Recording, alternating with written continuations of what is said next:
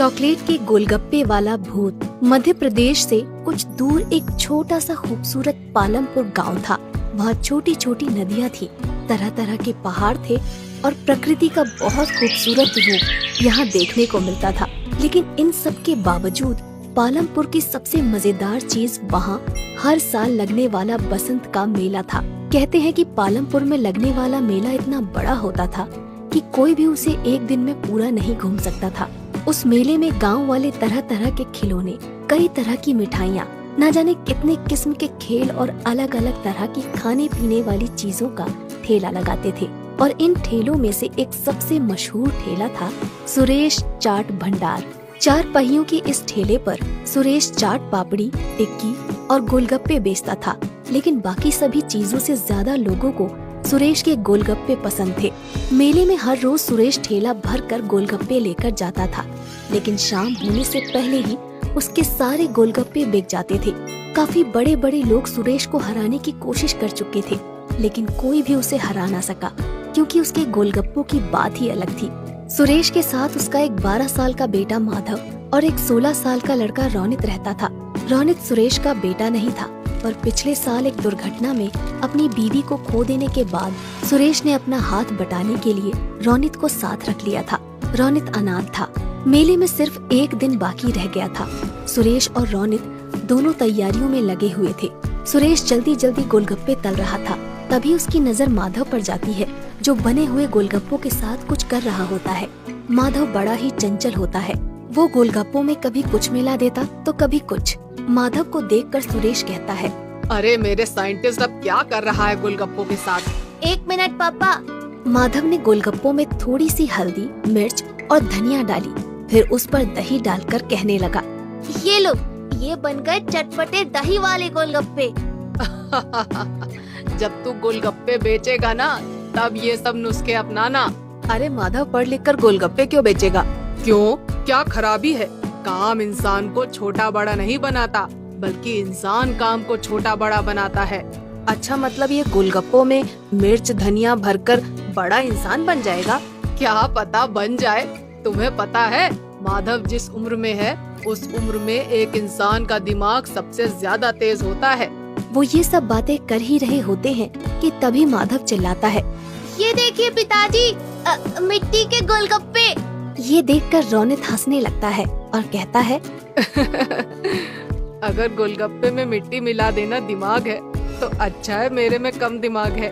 अच्छा चुप रहो, वो हरी वाली पोटली लाकर इस पानी में मिला दो। मैं बाहर काम से जा रहा हूँ, आते हुए रात को देर हो जाएगी।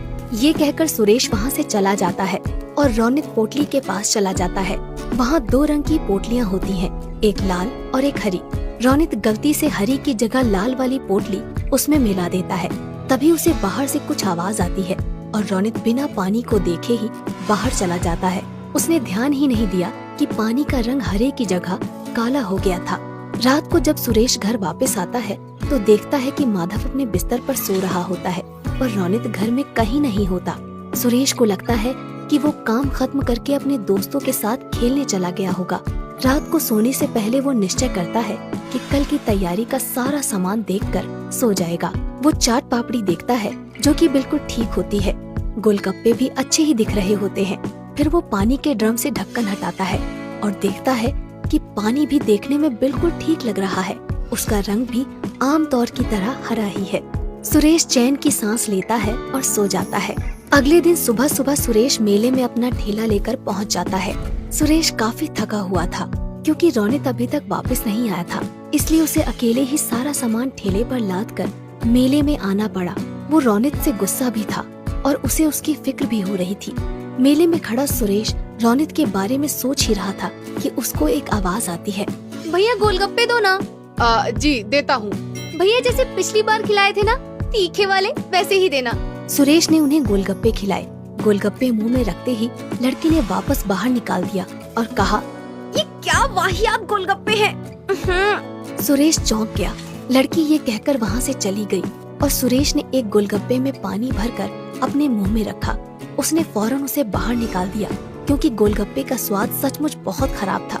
जल्द ही ये खबर पूरे मेले में फैल गई और कोई भी सुरेश से गोलगप्पे लेने नहीं आया। शाम तक एक भी गोलगप्पा नहीं बिका और परेशान होकर सुरेश वापस जाने लगा। वो अपना ठेला खींचता है और वापस जा रहा था कि उसने देखा कि मेले में एक नई दुकान लगी है जहाँ काफी भीड़ है। उसने पास जाकर देखा तो एक नई कंपनी गोलगप्पे बेच रही थी और लोगों की भीड़ वो गोलगप्पे खा रही थी। सुरेश इधर उधर नजर दौड़ा ही रहा था कि उसने देखा कि गोलगप्पे रौनित बेच रहा था। सुरेश समझ गया कि ये वही कंपनी है जो सुरेश को काम पर रखना चाहती थी, पर सुरेश के मना कर देने पर उन्होंने रौनित को पटाकर उसका काम खराब कर दिया। सुरेश कुछ नहीं बोला, उसने अपना ठेला लिया और चलने लगा। उसे इस बात का दुख नहीं था कि उसके गोलगप्पे नहीं बिके, पर इस बात का ज्यादा दुख था कि जिस रौनित को उसने अपने बच्चे की तरह पाला, उसने उसे धोखा दे दिया। यही सोचते सोचते वो घर पहुंच गया। उसे देखते ही माधव बहुत खुश हुआ और बोला, पापा आप इतनी जल्दी आ गए और सारे गोलगप्पे वापस क्यों ले आए? वो बेटा, पता है मुझे, आप इसलिए लाए ना ताकि मैं नए गोलगप्पे बना सकूं। सुरेश ने मुस्कुराकर कहा। हाँ बेटा, जाओ नए गोलगप्पे बनाओ। ये सुनकर माधव खुश हो गया और कुछ गोलगप्पे लेकर वहाँ से चला गया। सुरेश वहीं बैठकर सोचने लगा कि कैसे अपने गोलगप्पे बेचने का काम दोबारा से शुरू करे। वो ये सब सोच ही रहा होता है कि माधव अचानक उसके सामने आकर कहता है, पापा आ करो। अरे क्यों? आ करो ना। सुरेश ने अपना मुंह खोला और माधव ने एक काला सा गोलगप्पा उसके मुंह में डाल दिया। ये क्या डाल दिया मेरे मुंह में? क्या मिलाया है तूने इसमें? चॉकलेट। अच्छा। ये गोलगप्पे खाकर सुरेश के दिमाग में एक आइडिया आया ही होता है कि तभी माधव कहता है, ये लो पापा, ये भी खाओ। सुरेश मुंह खोलता है। इसमें क्या मिलाया है तुमने?